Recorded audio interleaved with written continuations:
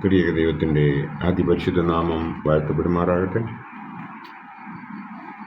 പ്രഭാത വചനത്തിലേക്ക് എല്ലാ വിശ്വാസികൾക്കും സ്വാഗതം. ഇന്നത്തെ ചിന്താവിഷയം ക്രിസ്തു ആരെയെല്ലാം സ്നേഹിച്ചു എന്നതാണ്. ക്രിസ്തു പാപികളെ സ്നേഹിച്ചു, ക്രിസ്തു കുഞ്ഞുങ്ങളെ സ്നേഹിച്ചു, ക്രിസ്തു ബന്ധുക്കളെ സ്നേഹിച്ചു, ക്രിസ്തു ശത്രുക്കളെ സ്നേഹിച്ചു, ക്രിസ്തു തനിക്കുള്ളവരെ സ്നേഹിച്ചു, ക്രിസ്തു സഭയെ സ്നേഹിച്ചു, ക്രിസ്തു ഓരോ വിശ്വാസികളെയും സ്നേഹിച്ചു എന്ന് നമുക്ക്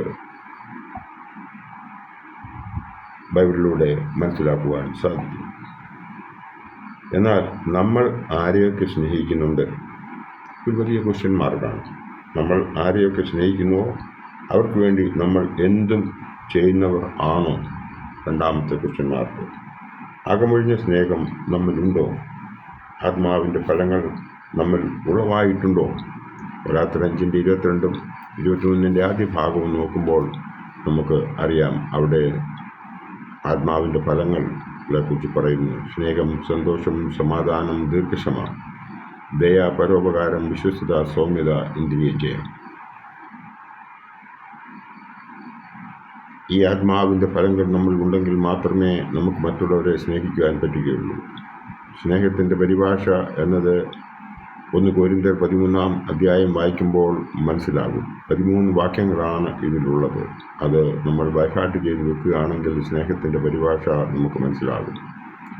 ആ ക്രിസ്തു യേശുവിൻ്റെ സ്നേഹം മനസ്സിലാക്കാനായി നമുക്ക് വചനം ഒന്ന് നോക്കാം. ഒന്നാമത്തെ പോയിന്റ്, ക്രിസ്തു പാപികളെ സ്നേഹിച്ചു. പരിശുദ്ധനായ പൗലോസ് ശ്ലീഹ റോമർക്കെഴുതിയ ലേഖനം 5 വാക്യത്തിൽ പ്രകാരം പറയുന്നു, നാം ബലഹീനരായിരിക്കുമ്പോൾ തന്നെ ക്രിസ്തു തക്ക സമയത്ത് അഭക്തർക്ക് വേണ്ടി മരിച്ചു എന്ന് പറയുന്നുണ്ട്. പാപം ചെയ്യാത്തവർ ആരും തന്നെ ഈ ലോകത്തിലില്ല. എന്നാൽ നമ്മുടെ കർത്താവായ യേശു ക്രിസ്തുവിനെ നോക്കുമ്പോൾ നമുക്ക് മനസ്സിലാകുന്നത് പാപം ചെയ്യാത്തവൻ പാപികൾക്ക് വേണ്ടി മരിച്ചു എന്നുള്ളതാണ്.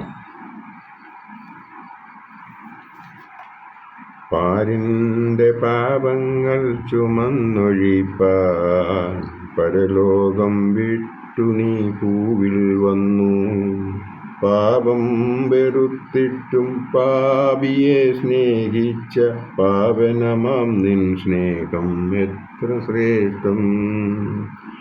പാവനമാം നിൻ സ്നേഹം എത്ര ശ്രേഷ്ഠം. പാരിൻ്റെ പാപങ്ങളെ ചുമക്കുന്നതിനായി പരലോകത്തിൽ നിന്ന് വന്ന് പാപത്തെ വെറുത്ത് പാപിയെ സ്നേഹിച്ചവനെ നമുക്ക് ആശ്രയിക്കാം. രണ്ടാമത്തെ പോയിന്റ്, ക്രിസ്തു കുഞ്ഞുങ്ങളെ സ്നേഹിച്ചു. മർക്കോസ് എവൻഗേലിയോസ് എഴുതിയ സുവിശേഷം 10 13 വാക്യം മുതൽ നമുക്കൊന്ന് നോക്കാം. അവിടെ എന്താണ് പറഞ്ഞിരിക്കുന്നതെന്ന്. അവൻ തൊഴേണ്ടതിന് ചിലർ ശിശുക്കളെ അവൻ്റെ അടുക്കൽ കൊണ്ടുവന്നു. ശിഷ്യന്മാരോ അവരെ ശാസിച്ചു.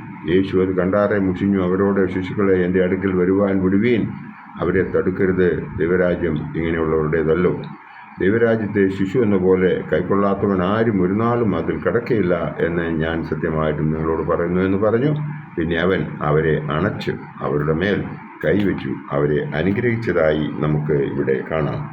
നമ്മൾ ശിശുക്കളെ പോലെ നിഷ്കളങ്ക മനസ്സുള്ളവർ ആയിരിക്കണം എന്നാണ് ക്രിസ്തു നമ്മെ ഈ വേദഭാഗത്തിലൂടെ പഠിപ്പിക്കുന്നത്. മൂന്നാമത്തെ പോയിന്റ്, ക്രിസ്തു ബന്ധുക്കളെ സ്നേഹിച്ചു. യോഹന്നാൻ ശ്ലീഹായുടെ രക്ഷാസുവിശേഷം 19 26 മുതലുള്ള ഭാഗം വായിക്കുമ്പോൾ നമുക്ക് ഇത് മനസ്സിലാകും. യേശു തൻ്റെ അമ്മയും താൻ സ്നേഹിച്ച ശിഷ്യനും നിൽക്കുന്നത് കണ്ടിട്ട്, സ്ത്രീയെ, ഇതാ നിന്റെ മകൻ എന്ന് അമ്മയോട് പറഞ്ഞു. പിന്നെ ശിഷ്യനോട്, ഇതാ നിന്റെ അമ്മ എന്ന് പറഞ്ഞു. ആ നാഴിക മുതൽ ആ ശിഷ്യൻ അവളെ തൻ്റെ വീട്ടിൽ കൈക്കൊണ്ടുവെന്ന് ഈ വേദഭാഗം നമ്മോട് പറയുന്നു.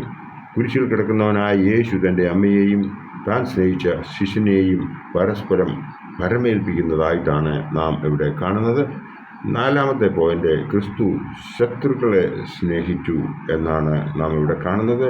ലൂക്കോസ് എവൻഗേലിയോസ്തായുടെ സുവിശേഷം 23 34 വാക്യത്തിൽ പ്രകാരം പറയുന്നു, എന്നാൽ യേശു പിതാവേ, ഇവർ ചെയ്യുന്നത് ഇന്നത് എന്തെന്ന് അറിയായിക്കൊണ്ട് ഇവരോട് ക്ഷമിക്കണമേ എന്ന് പറഞ്ഞു. അനന്തരം അവർ അവൻ്റെ വസ്ത്രം വിഭാവിച്ചു ചീട്ടിട്ടു എന്നാണ് ഈ വേദഭാഗത്ത് ഇവിടെ പറയുന്നത്.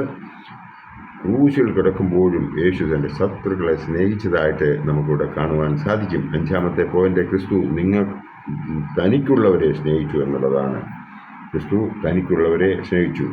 യോഹന്നാൻ ശ്ലീഹ ഇവിടെ രക്ഷാസുവിശേഷം 13-ാം അധ്യായം 1-ാം വാക്യത്തിൽ പ്രകാരം പറയുന്നു, പെസഹ പെരുന്നാളിന് മുമ്പ് താൻ ഈ ലോകം വിട്ടു പിതാവിൻ്റെ അടുക്കൽ പോകുവാനുള്ള നാഴിക വന്നുവെന്ന് യേശു അറിഞ്ഞിട്ട് ലോകത്തിൽ തനിക്കുള്ളവരെ സ്നേഹിച്ചതുപോലെ അവസാനത്തോളം അവരെ സ്നേഹിച്ചു എന്ന് ഈ വേദഭാഗത്ത് പറയുന്നുണ്ട്.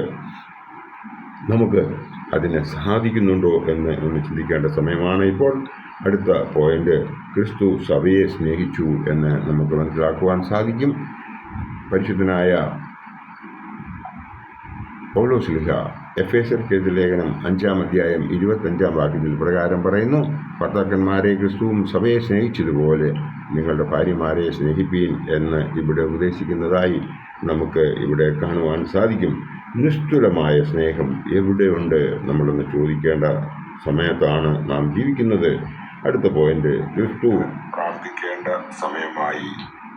ക്രിസ്തു ഓരോ വിശ്വാസിയെയും സ്നേഹിച്ചു എന്ന് നമുക്ക് ഗലാത്യർക്ക് എഴുതിയ ലേഖനം 2-ാം അധ്യായം 20-ാം വാക്യത്തിൽ നിന്നും മനസ്സിലാകും. ഞാൻ ക്രിസ്തുവിനോട് കൂടെ ക്രൂശിക്കപ്പെട്ടിരിക്കുന്നു. ഇനി ജീവിക്കുന്നത് ഞാനല്ല, ക്രിസ്തു അത്രേ എന്നിൽ ജീവിക്കുന്നു. ഇപ്പോൾ ഞാൻ ജഡത്തിൽ ജീവിക്കുന്നതോ എന്നെ സ്നേഹിച്ചു എനിക്ക് വേണ്ടി തന്നെത്താൻ ഏൽപ്പിച്ചു കൊടുത്ത ദൈവപുത്രങ്കലുള്ള വിശ്വാസത്താൽ അത്രേ ജീവിക്കുന്നത് എന്ന് ഈ വേദഭാഗം നമ്മോട് പറയുന്നു.